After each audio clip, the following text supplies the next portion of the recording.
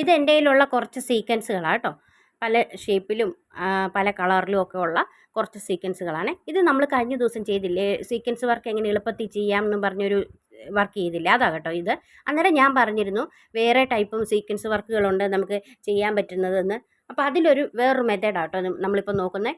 ഇതുപോലെ നമ്മളിങ്ങനെ നീഡിലിൽ ത്രെഡ് കോർത്തെടുത്ത് അടിയിൽ നിന്ന് സൂചി കുത്തി എടുത്തിട്ട് നമ്മൾ ആ സൂചി, അതായത് നമ്മുടെ നീഡിലിൽ കൂടെ നമ്മൾ ഈ സീക്വൻസ് കോർത്തെടുക്കണം. എന്നിട്ട് അതിൻ്റെ മേളിൽ കൂടെ ഒരു ഷുഗർ ബീഡ് ഇതാണ്ടേ ഇതുപോലെ നീഡിൽ കോർത്ത് നമ്മൾ എടുക്കണം. ഇത് കണ്ടോ, അന്നേരം ഇതാണ്ടേ ഇതുപോലെ കണ്ടോ, വേറെ സ്റ്റിച്ചുകളൊന്നുമില്ല, നമ്മൾ ആ നൂല് കോർത്തെടുത്തു ഇത് രണ്ടും കണ്ടോ. എന്നിട്ട് ആ സീക്വൻസിൻ്റെ ഹോളില്ല, ആ ഹോളിനകത്തൂടെ തന്നെ ഈ നീഡിൽ താഴോട്ട് കുത്തിയെടുക്കുമ്പോൾ ഈ സീക്വൻസിൻ്റെ മേളിലോട്ട് ഈ ഷുഗർ ബീഡ് വന്ന് നിൽക്കുന്ന പോലെ ഇതാണ്ടേ നമുക്കൊരു വർക്ക് കിട്ടും കണ്ടോ. വളരെ എളുപ്പത്തിൽ നമുക്ക് ചെയ്യാൻ പറ്റുന്ന വർക്കായത്.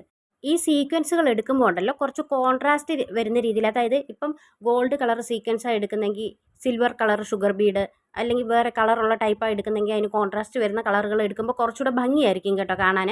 എൻ്റെ ഇപ്പോൾ ഈ ഗോൾഡും ബ്ലാക്ക് കളറും ഈ ബീഡ്സേ ഉണ്ടായിരുന്നുള്ളൂ കേട്ടോ, അതുകൊണ്ടാണ് ഞാൻ ഈ രണ്ടെണ്ണം വെച്ച് ചെയ്ത് കാണിക്കുന്നത്. ഇത് വേറൊരു ടൈപ്പ് സീക്വൻസ് ആട്ടോ. ഇത് കണ്ടോ, ഒരു ചെറിയൊരു കുഴിവ് പോലെ വന്നിട്ട് ഒരു ചെറിയ കപ്പ് ഷേപ്പ് പോലെ, ഇത് കണ്ടോ ഇതുപോലെ ഇരിക്കുന്ന വേറൊരു ടൈപ്പ് സീക്വൻസ്. ഇത് കണ്ടോ, ഇതിനകത്ത് ചെയ്ത് കഴിയുമ്പോൾ വേറൊരു രീതിയിലിരിക്കും. നമുക്കത് ചെയ്ത് നോക്കാവേ. ഇതേ ഇപ്പം നമ്മൾ ഇങ്ങനെ വെച്ച് ഈ രീതി വെച്ചിട്ടാണ് നമ്മളിപ്പോൾ ചെയ്യാൻ പോകുന്നത്. ഇത് കണ്ടോ, ഇതുപോലെ ഇങ്ങനെ നീഡിൽ കോർത്തെടുത്തു, നമ്മൾ നേരത്തെ ചെയ്തില്ലേ അതുപോലെ തന്നെ.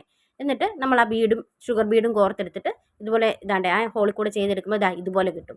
ഇനി നമ്മളിത് തിരിച്ച് വെച്ചിട്ട് ചെയ്ത് നോക്കണം. അതായത് ആ കുഴിവ് പോലെ വരുന്ന ഭാഗമില്ലേ, അതിനകത്ത് നമുക്ക് ഈ ബീഡ് വരുന്ന രീതിയിൽ നമുക്ക് കോർത്തെടുത്ത് നോക്കാം. അപ്പോൾ നമുക്ക് ആ വ്യത്യാസം നമുക്ക് മനസ്സിലാവും എങ്ങനെയാണ് ചെയ്യുമ്പോഴേ. ഇത് നോക്കിക്കോണേ, ഇത് നമ്മൾ അതുപോലെ നേരത്തെ ചെയ്ത പോലെ തന്നെ നമ്മളിതുപോലെ നീഡിൽ താഴോട്ട് കുത്തി ഇറക്കി, അപ്പോൾ ആ ബീഡ് അതിനകത്ത് വരുമ്പോൾ ഇതാണ്ട് ഇതുപോലെ ഇരിക്കും കേട്ടോ. വർക്കുകൾ വളരെ എളുപ്പത്തിൽ ചെയ്യാൻ പറ്റുന്ന കണ്ടോ, നമുക്ക് പെട്ടെന്ന് ചെയ്യാൻ പറ്റും, വലിയ ബുദ്ധിമുട്ടുകളൊന്നും ഇല്ലാതെ വളരെ എളുപ്പത്തിൽ ചെയ്തെടുക്കാൻ പറ്റുന്ന സ്റ്റിച്ചുകളാണ് കേട്ടോ ഇതൊക്കെ. നിങ്ങൾ ചെയ്ത് നോക്കുന്നേ, നമുക്ക് പെട്ടെന്ന് ചെയ്യാൻ പറ്റും കേട്ടോ.